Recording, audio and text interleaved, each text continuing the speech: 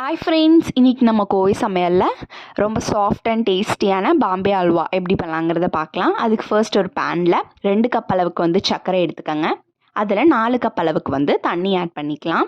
Add பண்ணிவிட்டு நல்லா சர்க்கரையும் தண்ணியும் நல்லா கொதிக்கும். இப்போ நம்ம சிம்மில் வச்சுட்டு ஒரு பவுல் எடுத்து 1 கப் அளவுக்கு கார்ன்ஃப்ளவர் சேர்த்துட்டு அது கூட தண்ணி சேர்த்து நல்லா மிக்ஸ் பண்ணிவிட்டு இப்போது நம்ம பேனில் ஆட் பண்ணிக்கலாம். நல்லா கை விட்டு நல்லா கிண்டுங்க. அது கூட கொஞ்சம் கொஞ்சம் நெய், முந்திரி, ஏலக்காய், பாதாம்லாம் சேர்த்து நல்லா மிக்ஸ் பண்ணிவிட்டு இப்போ ஃபுட் கலர் ஆட் பண்ணிக்கலாம்.